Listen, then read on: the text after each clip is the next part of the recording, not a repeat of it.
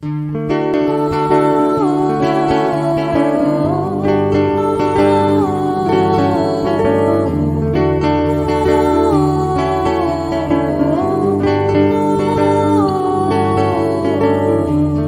nome do Pai, aprendo a ser forte como o sol.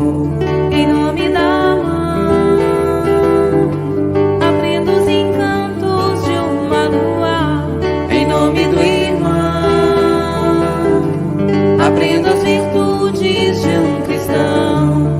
Jesus é Mãe, Pai, Filho, Irmão celeste, ó Mestre, sou um universo dentro do universo da família, a caminho do milênio do amor.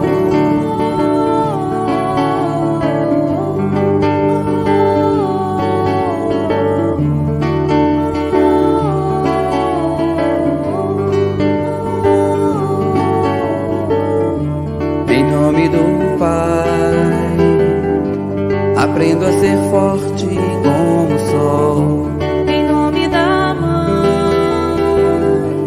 aprendo os encantos de uma lua. Em nome do Irmão, aprendo as virtudes de um cristão. Jesus é Mãe, Pai, Filho, Irmão celeste, ó Mestre, sou um universo dentro do universo da família, a caminho do milênio do amor.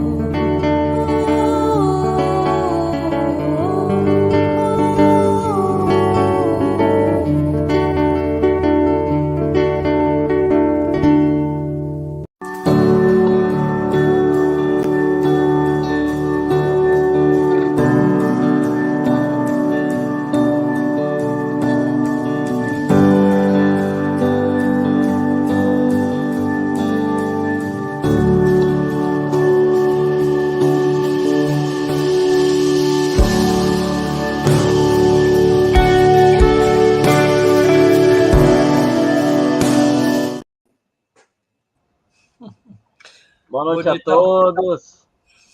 bonita música. Linda, né? Bonita. Trabalho da Ana. Isso. Boa noite, meus irmãos. Boa noite, minhas irmãs.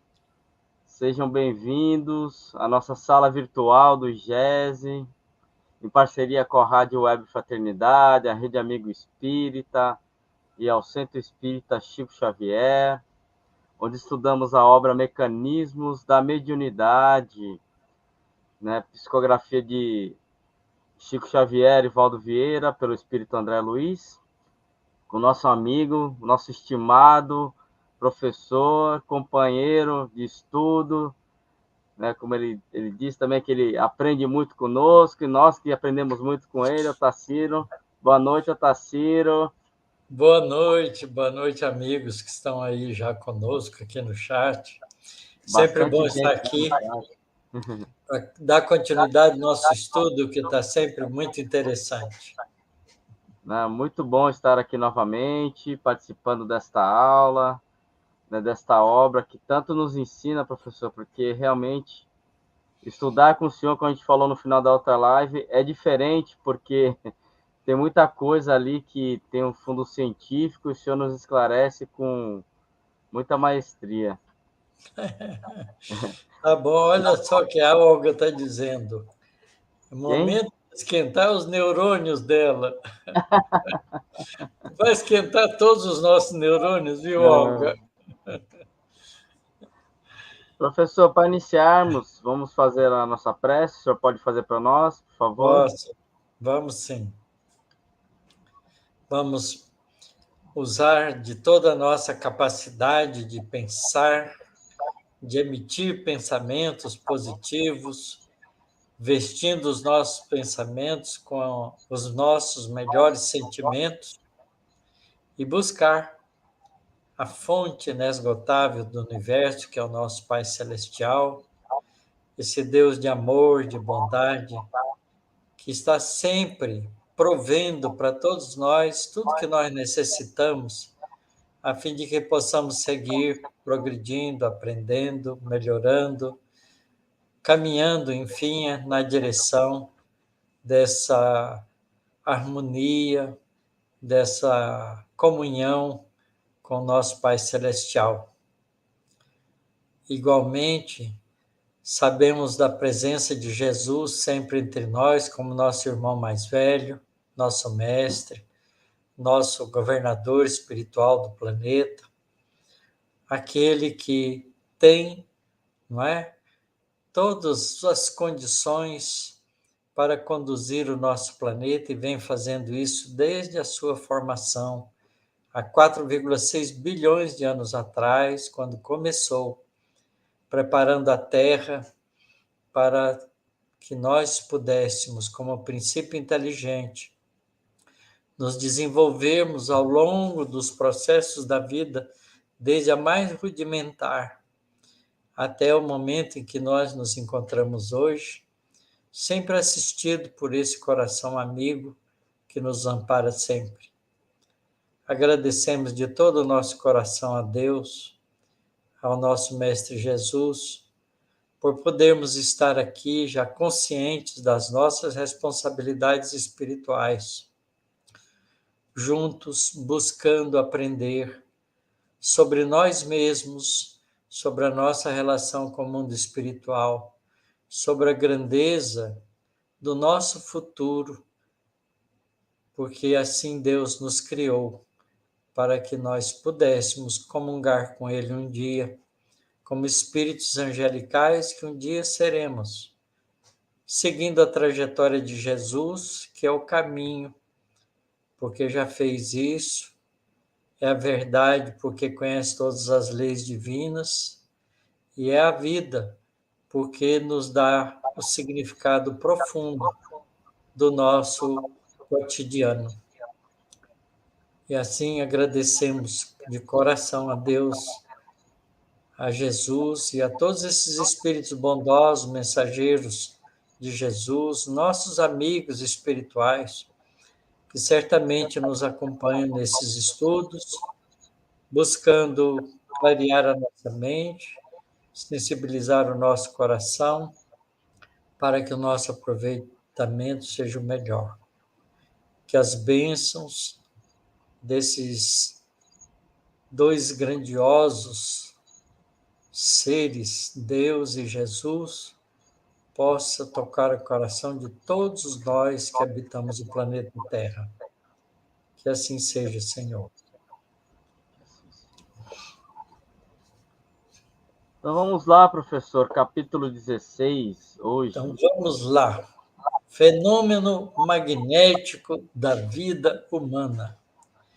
Aqui outra vez a palavra magnético significa fenômeno das forças anímicas, das forças psíquicas da vida humana. A palavra magnético representa para nós nossa capacidade de interagir através da mente, que carrega, né, através dos nossos pensamentos, as nossas vibrações de ideias e de sentimentos. Então, esse capítulo é um capítulo interessante, porque ele vai mostrar para nós que a gente faz esse tipo de interação no cotidiano da vida. Então, ele começa dizendo sobre a hipnose de palco e a hipnose natural. A hipnose de palco nós já vimos, né, no capítulo lá para trás, quando ele fala do espetáculo da hipnose coletiva, né? E agora ele vai fazer a comparação daquilo que ele descreveu lá com a hipnose natural que ocorre no cotidiano da vida. Então ele começa assim: analisando a ocorrência mediúnica na base do reflexo condicionado, assinalemos mais alguns aspectos de semelhante estudo na esfera do cotidiano. Então, aqui, lembrando que o reflexo condicionado são, não é, através dos nossos exercícios, das nossas fixações mentais, que vamos criando, portanto, o hábito de fazer espontaneamente. E esse hábito de fazer espontaneamente é a aquisição de reflexo condicionado ao nosso cotidiano, que a gente vai automatizando em nós. Então, lembrando ainda, nossa mente, né, nosso ser espiritual, carrega duas memórias, a memória consciencial e a memória instintiva. A memória instintiva nós adquirimos ao longo da nossa evolução no reino anterior ao reino hominal. Então, desde as bactérias mais rudimentares até os animais superiores, não é? Então, nós desenvolvemos nossa memória instintiva, que nos ajuda a tomar decisões espontâneas, instintivas, no cotidiano da nossa vida.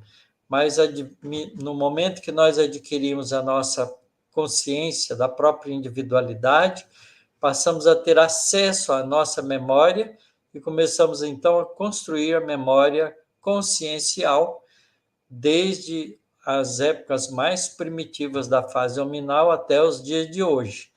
E dentro desse mecanismo de criar memórias, a gente consubstancia por processos repetitivos memórias de ação que a gente chama de reflexo condicionado, que são, a rigor, os nossos hábitos, que vão ficando automáticos pelo processo repetitivo, criando, por isso mesmo, uma facilidade de ação, porque quando a gente cria esse reflexo condicionado, a gente pode agir daquela maneira sem ficar pensando, sem ficar decidindo de novo uma coisa que a gente já adquiriu. Então, é importante a gente nos vigiarmos para criar reflexos condicionados somente positivos para a nossa vida. Então, analisando a ocorrência mediúnica, que através da prática mediúnica, a gente também desenvolve uma base de reflexo condicionado de comunicação com o mundo espiritual. Então, segundo ele, assinalamos mais alguns aspectos de semelhante estudo na esfera do cotidiano, daquilo que a gente vai vivenciando. Então, ele lembra, assistindo ao fenômeno hipnótico indiscriminado, nas demonstrações públicas, presenciamos alguém, o hipnotizador, senhoreando o psiquismo de diversas pessoas por alguns minutos, aqueles que ficam hipnotizados. Mas na experiência diária, vemos o mesmo fenômeno em nossas relações uns com os outros. Olha só, a gente não percebe isso, mas isso acontece. Ele vai explicar isso. Na exibição popular, o magnetizador pratica a hipnose que se hierarquiza por muitos graus de passividade nos hipnotizados. Quer dizer, cada uma das pessoas que entra no transe hipnótico, não é, entra em transe num grau diferenciado, dependendo, não é, da conexão mais forte ou mais fraca que faz com a sugestão do hipnotizador. Então, ele vai dizer para nós aqui que na vida comum, todos praticamos espontaneamente a sugestão em que a obediência maquinal se gradua em cada um de nós, através de vários graus de rendição à influência alheia. E essa situação, como diz ele aqui, começa no berço, quando a gente é criança. Mas para a gente lembrar aqui, deixa eu falar um pouquinho sobre uma coisa que é interessante. Nós observamos que a mídia, através das propagandas do marketing, faz um bombardeio conosco, né, de sugestões de coisas, de necessidades que nem sempre a gente tem, com as propagandas, não é, cheia de ideias bonitas, né, de imagens interessantes, para cativar nossa atenção e por um processo de indução mental, portanto, por um processo de sugestão hipnótica, vai incutindo na nossa cabeça regras sociais, né, ou regras de consumo que a gente fica, às vezes, cativo. Não é? Por exemplo, a moda faz muito isso conosco. Muita gente anda, né, de acordo com os ditames da moda. E nem pensa por que está fazendo aquilo. É porque está na moda. Ela aceitou a sugestão, criou um reflexo condicionado e aceita aquilo. É um processo de indução hipnótica. É essa indução hipnótica comum que ele vai nos lembrar que faz parte do nosso cotidiano. Então, ele vai começar isso no lar, centro indutor do lar. O lar, olha só a afirmativa, o lar é o mais vigoroso centro de indução que conhecemos na Terra. É forte isso, não é? Mas a gente verifica que é assim mesmo. A maneira de alguém que recebe esse ou aquele tipo de educação em estado de sonolência, o espírito reencarnado no período infantil recolhe dos pais os mapas de inclinação e conduta que lhe nortearão a existência, em processo análogo ao da escola primária, da escola também, pelo qual a criança é impelida a contemplar ou mentalizar certos quadros para refleti-los no desenvolvimento natural da instrução. Então, a gente que achava que a hipnose era uma coisa diferente, ela faz parte do cotidiano de maneira velada. Não é? A gente não se dá conta, mas de maneira velada, a gente está sempre sendo induzido psiquicamente através de todos os recursos, e o marketing, não é? Hoje faz parte de uma ciência de como influenciar as pessoas para adquirir determinados objetos que é de interesse das fábricas, dos produtores de vender, de colocar, não é? no consumo das pessoas. Muito importante isso. Então, isso acontece, a gente, quando é pequenininho, já começa no próprio lar a sofrer ou a ser influenciado pela posição dos pais e dos parentes próximos, né, no processo de formação de comportamentos. E essas formações de comportamento são induzidas pelos conselhos, pelo sentimento e pelos exemplos daqueles que convivem conosco. As almas valorosas, quer dizer, os espíritos mais evoluídos, dotados de mais alto padrão moral, segundo as aquisições já feitas em numerosas reencarnações de trabalho e sacrifício, constituem exceções no ambiente doméstico, porque sendo espíritos mais evoluídos, eles filtram essa indução e só aceitam aquilo que está de acordo com as aquisições já feitas. Então, eles se sobrepõem, não é, ao centro indutivo do lar, exteriorizando a própria vontade de forma mais enérgica do que aquelas dos parentes, dos pais. É assim que tem filho que ensina os pais, porque já tem comportamento, tem desenvolvimento espiritual mais avançado do que os pais, e ao invés dele ser induzido pelos pais, ele vira um centro de indução por ter vontade forte própria para todos aqueles que convivem com eles. Mas isso é raro, não é o lugar comum. E aí o André Luiz vai dizer isso. Ele diz isso fortemente.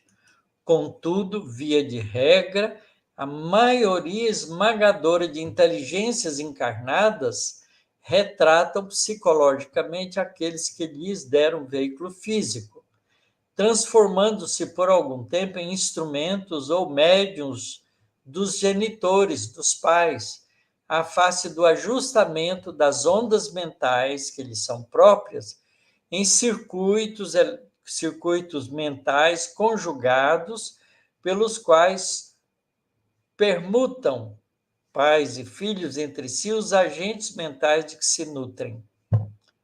E a gente aceita isso porque tem aceitação amorosa, carinhosa, protetiva dos pais.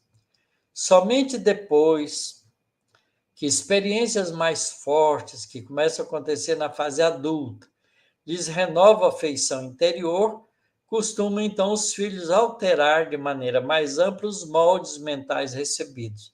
Começa a fazer isso na fase da adolescência. Porque na fase da adolescência, o espírito reencarnante, né, no corpo físico, recobra a memória emocional do passado e começa a mostrar a que veio e começa a comparar as suas emoções e seus sentimentos com aquelas que aprenderam com o centro indutor do lar, com os pais. Então, vai fazendo a sua escolha entre umas e outras para se formar um novo adulto de personalidade própria, carregando as experiências novas induzidas pelos pais e as experiências anteriores que rememora através dos estados emocionais, e aí conjuga essas duas coisas e escolhe o que mais lhe convém para o seu processo de crescimento espiritual. Então, quando os pais não dão esses recursos enriquecedores para os filhos repetem os erros do passado, repetem os estados emocionais do passado, porque não encontra nos pais nenhum suporte de formação de sentimentos e ideias novas. Então, o processo educacional é de profunda responsabilidade dos pais, e é por isso que as crianças, os espíritos, na fase infantil, passa a receber as sugestões, não é, indutivas pelo comportamento, sentimento e palavras e educação dos pais, formando dessa maneira um possível novo caráter. Se os pais guardam sintonia com as forças a que se lhe jungem fluidicamente os filhos, a vida prossegue harmoniosa, como que sobre rodas nas quais as crenas, as engrenagens se mostram perfeitamente ajustadas, engrenadas. Entretanto, se há divergência passada a primeira infância, passada a primeira infância, começam atritos e desencontros à fase das interferências inevitáveis, com perturbações dos circuitos mentais em andamento. Surgem, então, as incompatibilidades e disparidades que a genética não consegue explicar, porque isso é herança do espírito, enredados à influência, muitas vezes de companheiros que permanecem fora do vaso, quer dizer, os espíritos também partilham dessa experiência de conjugação mental, fora do vaso fisiológico, esses espíritos fora do vaso fisiológico, os filhos, nessa circunstância, evidenciam tendências inquietantes, sem que os genitores consigam reivindicar a autoridade que se revestem. Olha que análise bonita que André Luiz faz aqui dos processos educativos e dos problemas naturais que fazem parte da família, à medida que os filhos vão crescendo.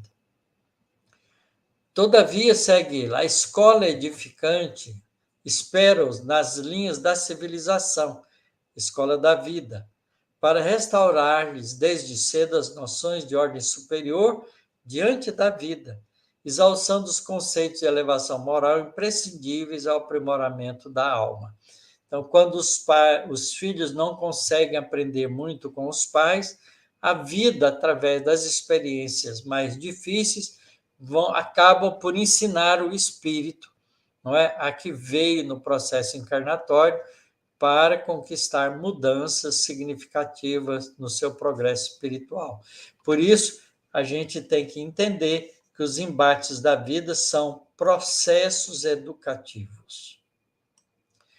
Transfiguram-se, então, os mestres comuns em orientadores dos aprendizes, que, se atentos ao ensino, se fazem médios temporários das mentes que os instruem, através do mesmo fenômeno de harmonização das ondas mentais, porquanto o professor, ensinando, torna mais lentas as oscilações que despede, quer dizer, o professor, no ato de ensinar, baixa o seu nível vibracional para alcançar os alunos, enquanto que os alunos, aprendendo, fazem mais rápidas as oscilações que lhes são peculiares, verificando-se assim o necessário ajuste de nível para que a permuta dos agentes espirituais, mentais, emocionais se faça com segurança. Não é lindo isso?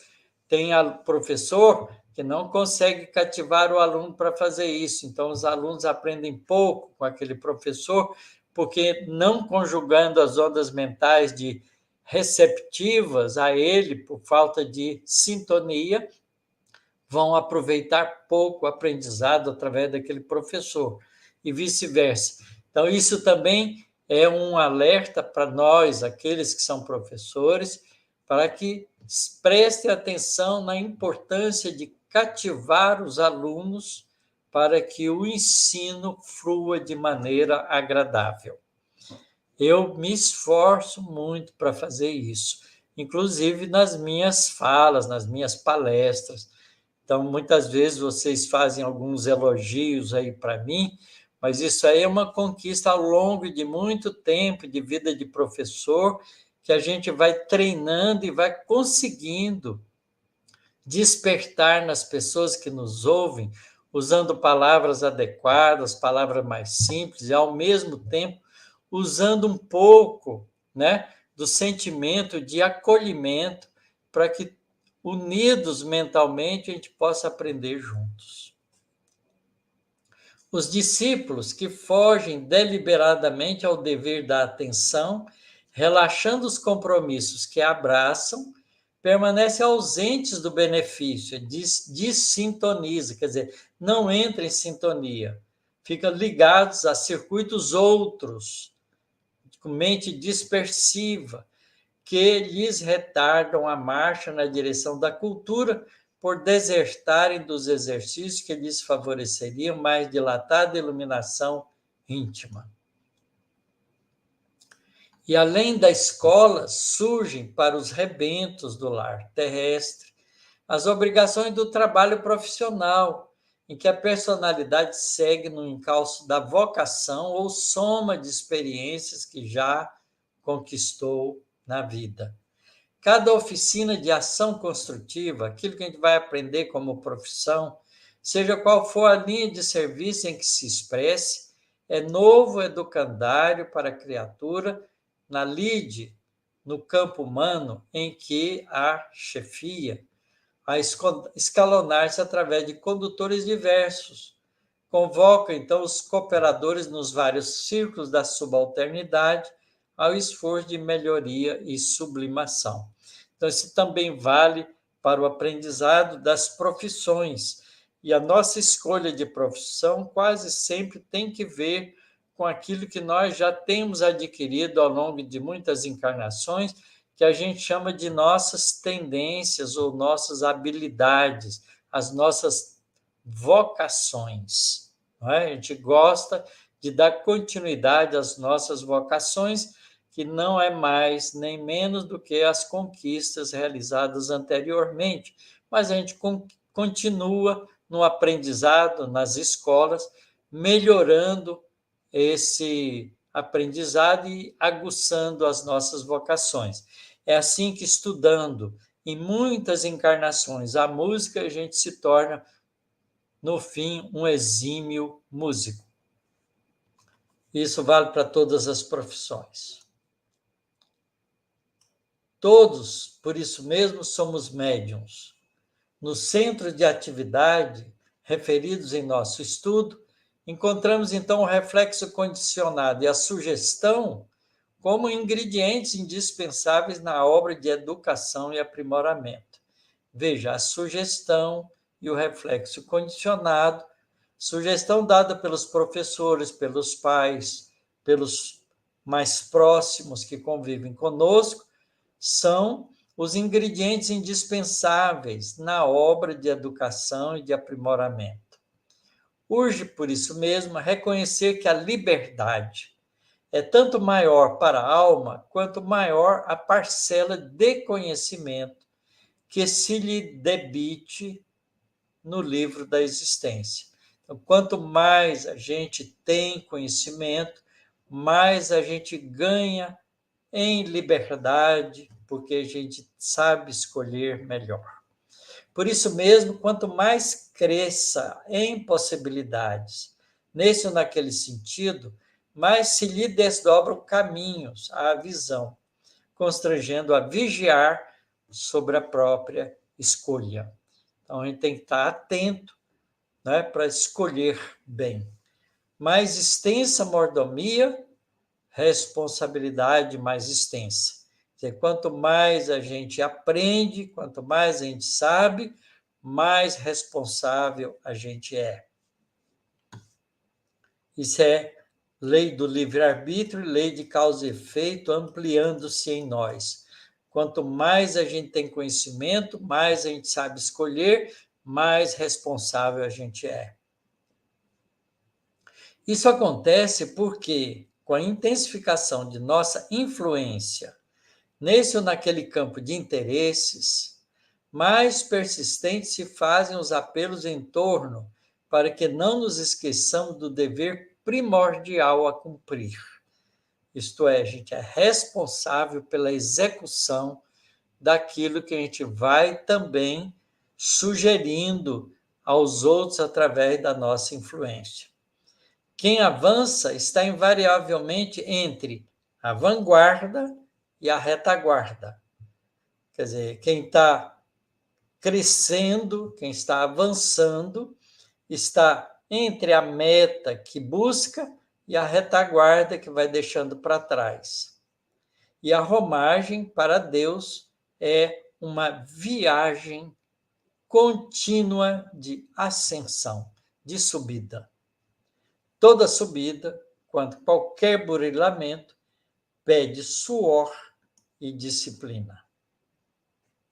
Todo estacionamento, quando a gente para, é repouso enquistante, repouso doentio. Somos todos assim médiuns. A cada passo, refletores das forças que assimilamos por força de nossa própria vontade, na focalização, aonde a gente coloca a nossa meta, a nossa energia mental. Por isso, perseverança no bem é imprescindível. Recordar esse impositivo, o da perseverança no bem.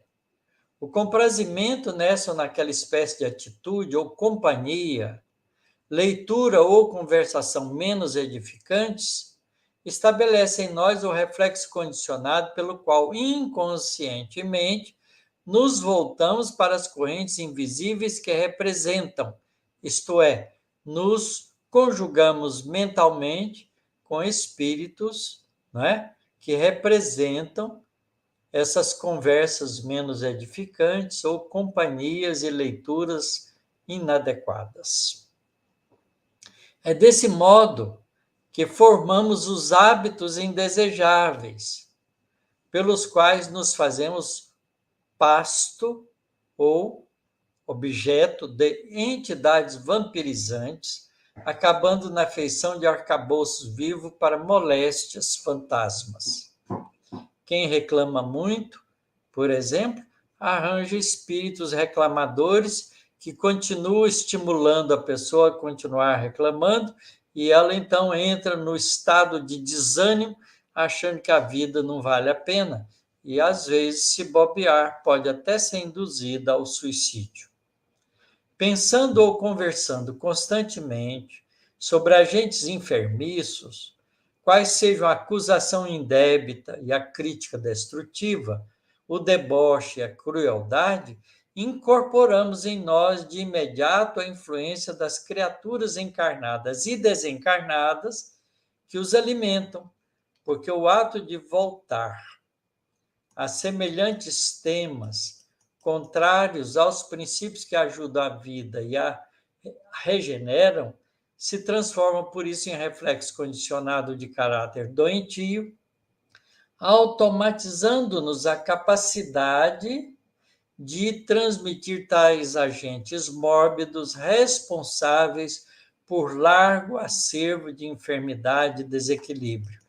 Por isso, meus amigos, meus companheiros de estudo, é muito importante que a gente faça do nosso tempo a aquisição de bons hábitos, hábitos no bem, hábitos de estudo, hábitos de pensar coisa boa, hábitos de buscar na mídia, não é?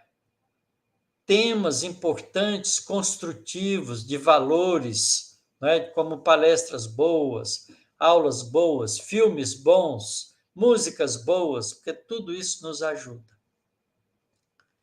É assim que somos, por vezes, por causa desse descuido, loucos temporários, grandes obsidiados de alguns minutos, alienados mentais em marcadas circunstâncias de lugar ou de tempo, ou ainda doentes do raciocínio em crises periódicas, médiuns lastimáveis da desarmonia, pela nossa permanência longa em reflexos condicionados viciosos, adquirindo compromisso de grave teor nos atos menos felizes que praticamos, semi-inconscientemente, sugestionados uns pelos outros, porquanto perante a lei, a nossa vontade é responsável em todos os nossos problemas de sintonia.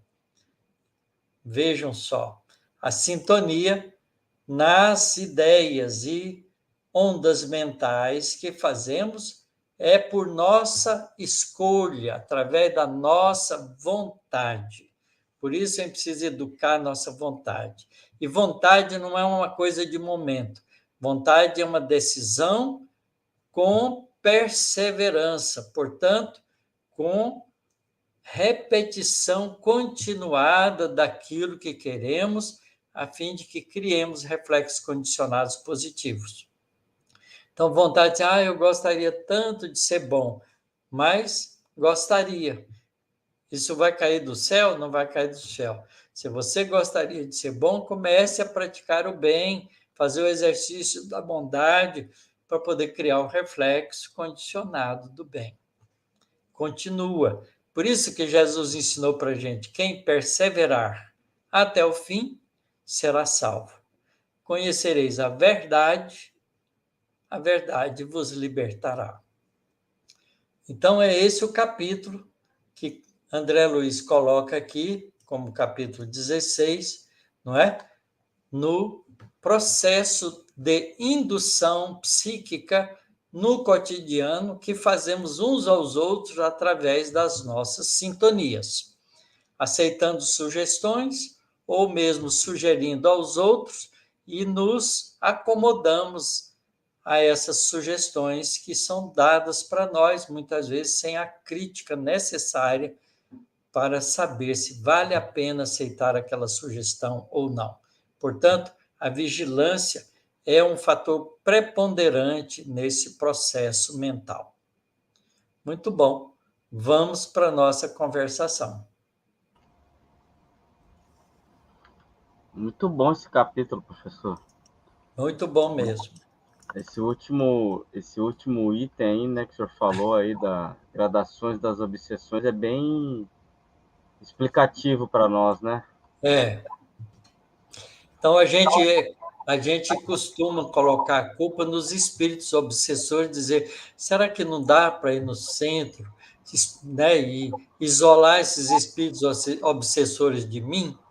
Né? Até dá, mas se a pessoa não muda o pensamento, outros vão ocupar o lugar dele, porque o chamado está lá nos hábitos inadequados, nos reflexos condicionados que a gente cria para a gente, nas coisas que não valem a pena. Eu lembro hoje que o senhor comentou numa live que a gente fez, né, que porque permite que os espíritos inferiores, né, chegam até nós. Aí o senhor falou assim, porque nós ainda somos inferiores também, estamos, né, É, nivelados. é isso. É porque a gente sempre acha que a gente é melhor do que eles e acha que está imune. Para estar imune tem que ser bom, tem que ser pensar no bem. Aliás, há uma pergunta que o Allan Kardec faz aos espíritos e eles respondem, né? A força moral é irresistível. Então, quando a gente constrói força moral na gente, não há espírito infeliz que nos subjugue, porque a força moral é irresistível. Ele não consegue nos alcançar, podemos dizer assim, né? Então vamos lá, professor. A primeira pergunta aqui é do Cadinho. Quando a criança não encontra no lar referências de um centro indutor para sua formação espiritual, o lar pode vir a ser substituído por outros ambientes que a criança, quando adulta, possa encontrar? Na verdade, Ricardo, aí a gente tem que pensar duas coisas. A primeira é que se ele, na parte da infância dele, não encontrou isso no lar e passou para a fase da adolescência e adulta sem esse lar, aí ele perdeu a oportunidade de formar-se pelo processo da indução educacional da família, uma nova influência de personalidade positiva. Mas se o espírito que reencarnou nessa lar deseja de modificar-se com muita força dentro dele, ele vai superar essa deficiência na fase adulta, buscando por ele mesmo escolas ou instruções especiais que o ajudem a superar o problema. Mas é preciso que o espírito já tenha tomado essa decisão de muita força de vontade, porque senão ele vai repetir os erros do passado simplesmente. Mas muitos de nós superamos as deficiências de nossos pais porque queremos um mundo melhor para nós. Então, isso é possível. Então, isso depende do espírito que está passando por essa experiência. Mas, veja bem, isso não tira a responsabilidade dos pais que deixaram de fazer para o filho o processo de indução educacional positiva. Portanto, vai prestar conta com a própria consciência do papel mal realizado de pais. Tá certo?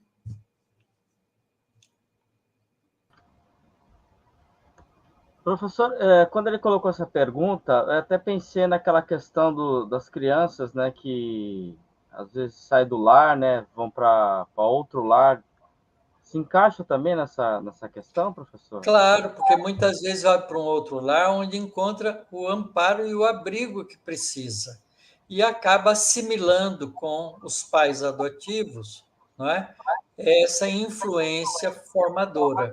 E desperta nele o interesse de continuar firme, desde que isso é o propósito do espírito quando reencarnou.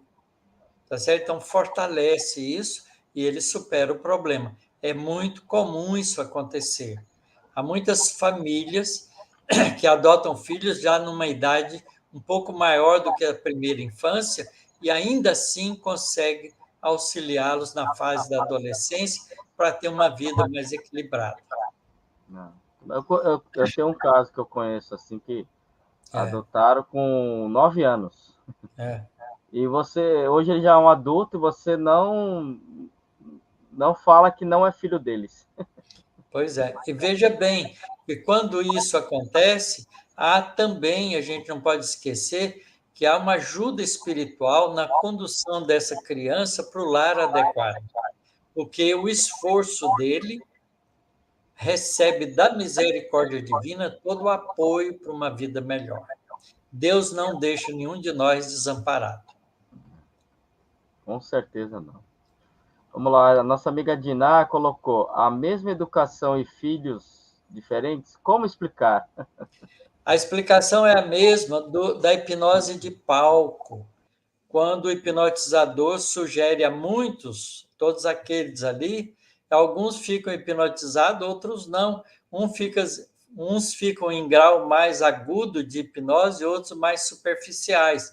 É porque a gente não pode esquecer que há um centro indutor formativo, mas há um centro receptor que pode oferecer maior afinidade ou menor afinidade àquelas ideias novas. Portanto, os filhos não vão responder igualmente, porque cada um deles está num nível de absorção e de entendimento diferente. Os nossos filhos não são iguais, são espíritos com experiências diferenciadas uns dos outros.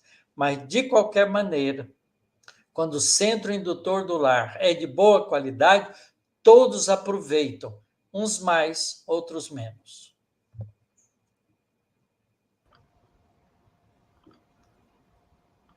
A Suzy Prudente colocou: professor, esse tema tem muito sobre o sal da terra, sobre ser o sal da terra? A gente pode, se quiser, entender que o sal da terra, não é? Representa, quando Jesus disse, vós sois o sal da terra, quer dizer que se a gente tem valores espirituais e cria pela nossa ação, pela nossa conversação, pelos nossos sentimentos, indução positiva nos outros, a gente está usando o ingrediente, entre aspas, sal da terra, para temperar as pessoas para um bom caminho. Então, nesse sentido, a gente pode usar.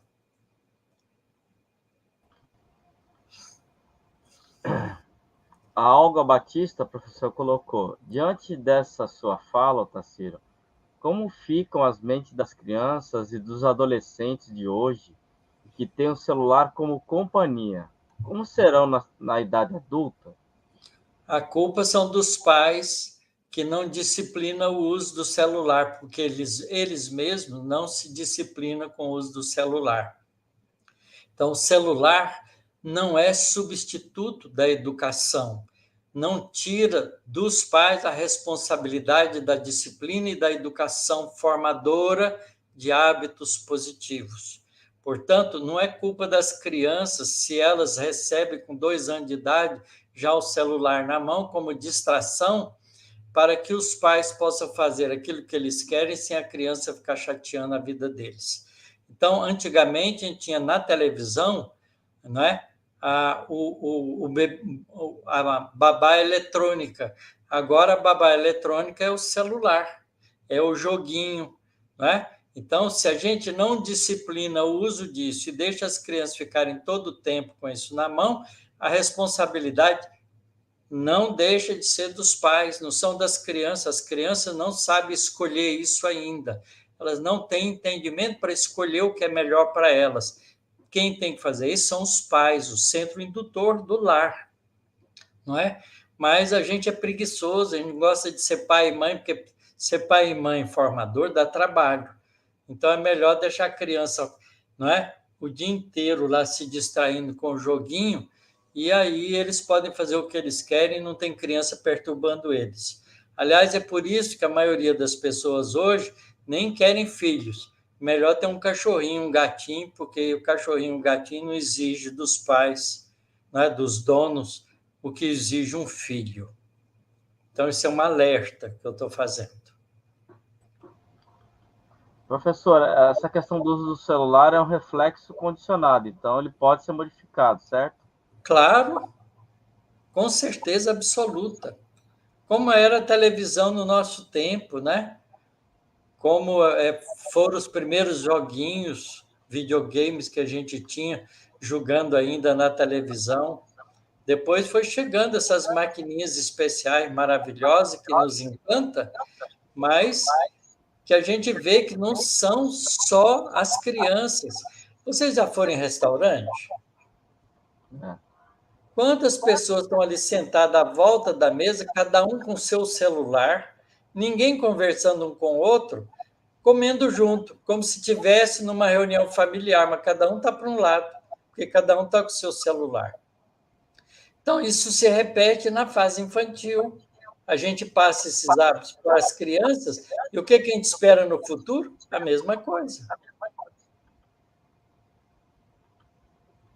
Vamos lá, então, professor. Tem mais uma pergunta aqui. A Selva Braseiro. Pode acontecer que alguém venha a um lar onde não recebe a indução necessária porque precisa se valer por si mesma para evoluir? Na verdade, Selva, ninguém nasce no lar errado. Porque a reencarnação é um processo espiritual. Então, quando a gente nasce num lar, ou é conduzido para um lar na fase infantil, que seja adotiva, não importa, a gente está sendo conduzido ou está nascendo no lar onde os espíritos que ali vivem, na forma de pai, mãe, tio, irmão, irmã, são espíritos em compromissos comuns, tá certo? E a gente vai receber muitas vezes do pai a agressividade que a gente fez em vidas passadas a eles, ou a educação moral que a gente também se esmerou em vidas passadas a dar por nossa vez. Então, a lei de causa e efeito está por trás dos processos de nascimento, dos processos reencarnatórios. A gente não reencarna no lar errado, certo? Então, quando um espírito aceita reencarnar num determinado lar, com aqueles pais, aqueles irmãos, aqueles parentes, é porque ali, na situação em que ele se encontra, é o melhor local para ele dar passos em direção ao progresso espiritual. Se ele aproveitar isso, ele faz. Se não, ele, não é? Falha na reencarnação, como muitos de nós falhamos.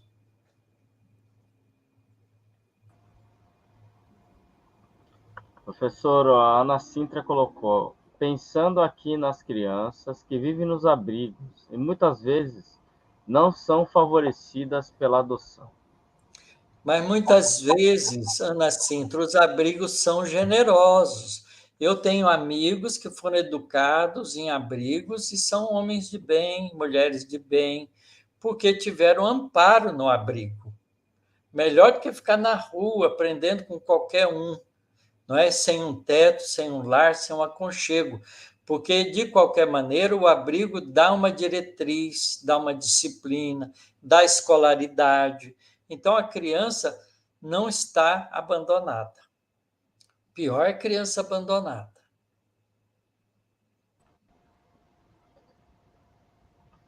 Professora Olga Batista de Souza colocou, a ausência de conversa saudável na família e entre amigos pode adoecer nossa mente? Pode, se a gente sintoniza com as conversas não saudáveis entre a família e os amigos. Eu, geralmente, quando eu estou junto com pessoas da minha família e começa uma falação desnecessária, eu puxo o tema para outro caminho, para outra coisa melhor. Aí eu começo a falar de astronomia, começo a falar de música boa, e a gente muda a conversa. Então, a gente pode sempre reconduzir a conversa entre aqueles nossos de maneira sutil, né? Educada, respeitosa, de maneira positiva, sem fazer censura ou crítica. Mas, sem dúvida nenhuma, alimentar conversas desagradáveis, é como ele disse aqui no texto, né? São as atitudes inadequadas e as conversações desnecessárias, porque além da família que está participando daquilo, a gente atrai os espíritos também, que gostam daquilo e ficam junto de nós, nos obsidiando para outras coisas também. Então, nos adoece, sim.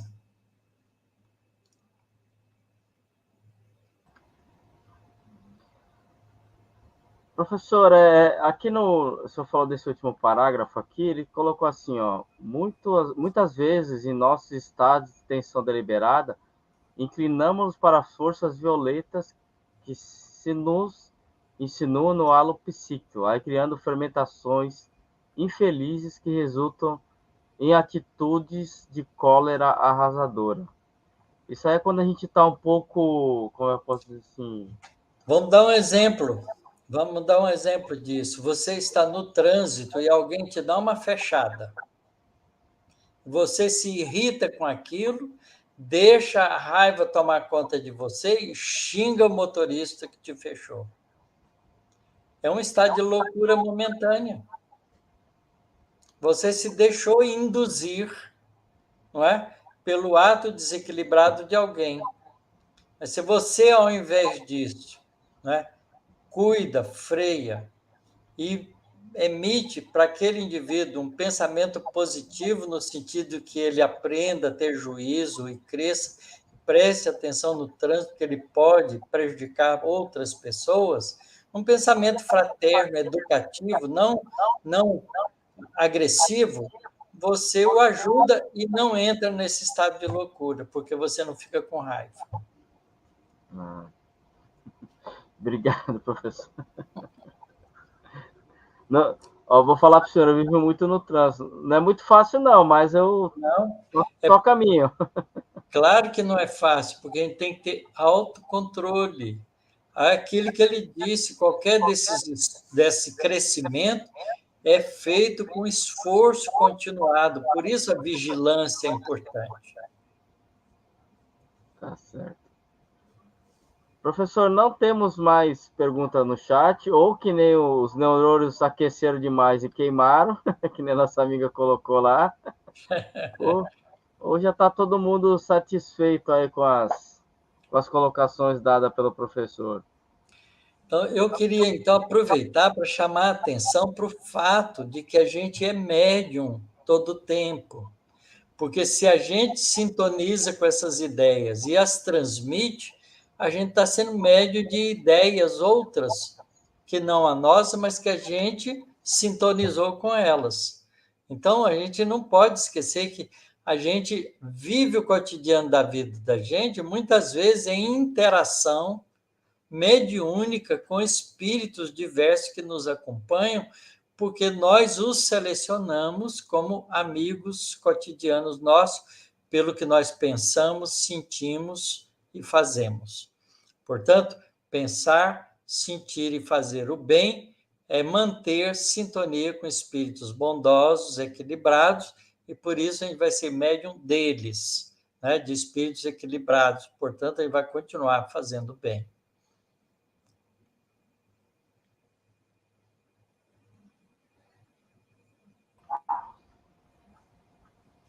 A Olga colocou, hoje o assunto não foi muito quente, foi excelente, bendita live.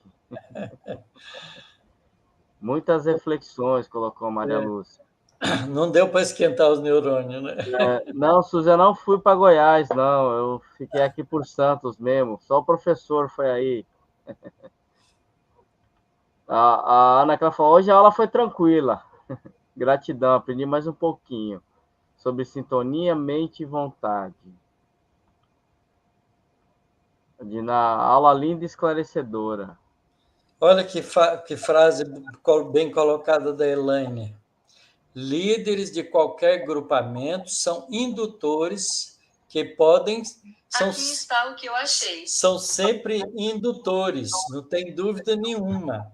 Não é? A Google está ouvindo. Se eles são bons líderes, serão indutores de coisas boas. Se são maus líderes, são indutores de coisas ruins.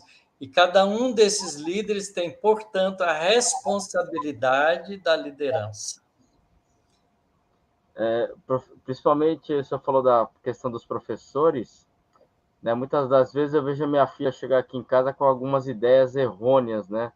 De professores. Eu falo, calma, filha, não é bem assim. Muita tranquilidade. Isso a gente tem que estar atento, porque pode ter mesmo. Não há, quando a pessoa faz concurso para ser professor numa escola, não é? O lado moral não é analisado de um modo geral, e sim só o conhecimento daquilo que ele vai passar para os alunos. Então, a gente ainda está no mundo de provas e expiações. Portanto, vai ter de tudo em todos os lugares que a gente estiver. Com certeza. Ele tem que saber selecionar também, né, professor? Então, professor, chegamos mais uma aula, né? Pessoal agradecendo aí pela aula. Nós que agradecemos aí por estarmos juntos nessas lives. A gente estava falando um pouquinho, né, professor, nos bastidores aí que vai até maio, né? Até maio estaremos nos mecanismos da mediunidade. Faltam 10 lições para terminar o livro, né? São 10 capítulos a mais. E o próximo vai ser efeitos físicos. Colocar aí, professor não deve ser apenas transmissor de conhecimento educador, como o senhor Otaceiro. Mas, cortou aqui. Professor não deve ser apenas transmissor de conhecimento, mas também como senhor educador.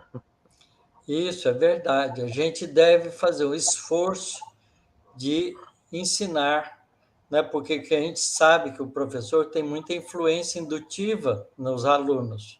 Então, ensinar boa conduta, bom caráter, é sempre importante. Aliás, Kardec define isso claramente no Livro dos Espíritos, não é? Educar é formar caráter. Não é só instruir, é formar caráter também. Então, os educadores, os professores deviam não só se aprimorarem para melhorar a formação de caráter dele mesmo para poder ensinar melhor, tanto quanto se aprimorar no conhecimento para ensinar de maneira certa. Então, o professor tem a dupla função, mas os primeiros educadores são sempre os pais. Os pais têm que ter essa noção, né, professor? Não pode achar que o professor é que vai educar. O professor, a ideia dele é transmitir conhecimento, né? Não educar a criança. Hoje, por causa da lide de trabalhar fora, né? Muitas vezes a gente transfere para a escola o ato da educação. E aí entra em parafuso, porque a escola nem sempre educa, muitas vezes só instrui. E às vezes também deixa por conta de babás, empregadas, ou às vezes das vovós que já estão cansadas. Então, a gente tem que pensar cuidadosamente nessa responsabilidade de ser pai e mãe. A professora Malu colocou aqui: se temos moral elevada, somos parceiros dos espíritos. Se não temos moral, somos escravos, vampirizados. Perfeita conclusão. E a Selva, gratidão. Venho maratonando com os programas anteriores, porque só achei o estudo a semana passada. A Selva colocou. Isso vai em frente, Selva, que você vai nos alcança logo e vai fazendo suas perguntas. Tá tudo lá nos canais do IGESE, da Rede Amigo Espírita, da Rádio Web Fraternidade e do Centro Espírita Chico Xavier. A alma, educação e educação da alma, André Luiz. A alma da educação é a educação da alma. Da educação da alma. Isso mesmo. Porque educar a alma é formar caráter moral. O professor, eu estou todos os dias lendo aquele livro Jesus no Lar, né? E, para minha surpresa, né? Jesus falava muito com histórias, né? Eu sabia que tinha as parábolas, né? Mas são muitas as histórias que ele comentava, né? Muito interessante. Sim. Jesus foi e é, continua sendo o mestre por excelência. Professor, então chegamos ao final de mais uma live. Gostaria aqui de agradecer ao senhor, em primeiro lugar, por essa oportunidade, né, a todos os nossos amigos que estão aí conosco, que nos enviam seus comentários, suas perguntas, que nos enriquece aqui, né, para que o professor possa nos explicar, nos esclarecer.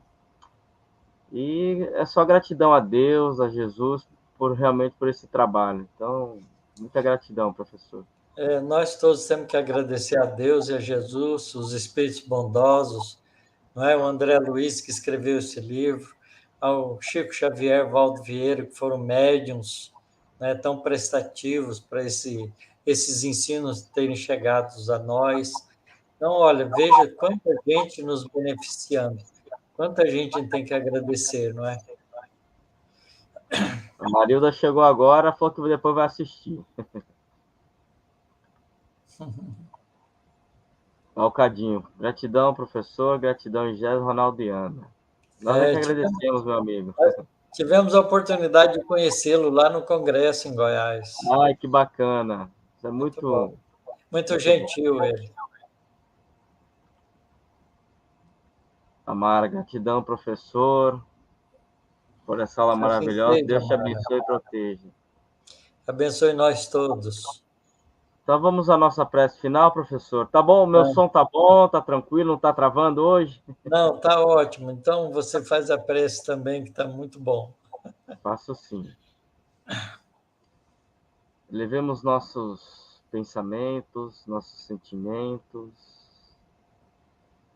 envolvidos por essa gratidão que temos a Deus, a Jesus, a espiritualidade bondosa e amiga que nos ampara.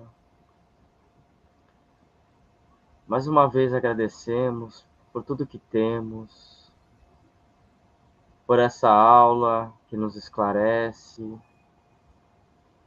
que pouco a pouco nos transforma através do conhecimento que o nosso professor, nosso amigo, nosso mestre Otacílio nos passa.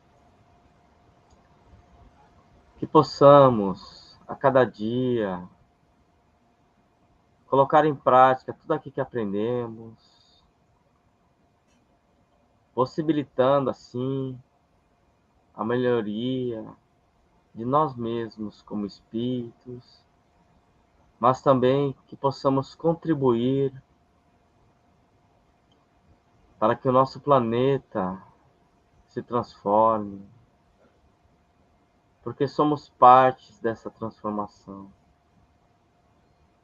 Sabemos que somente através da nossa transformação moral, da nossa melhoria contínua, é que poderemos chegar ao nosso mundo regenerado. Nos ampare, mestre querido, nesta semana,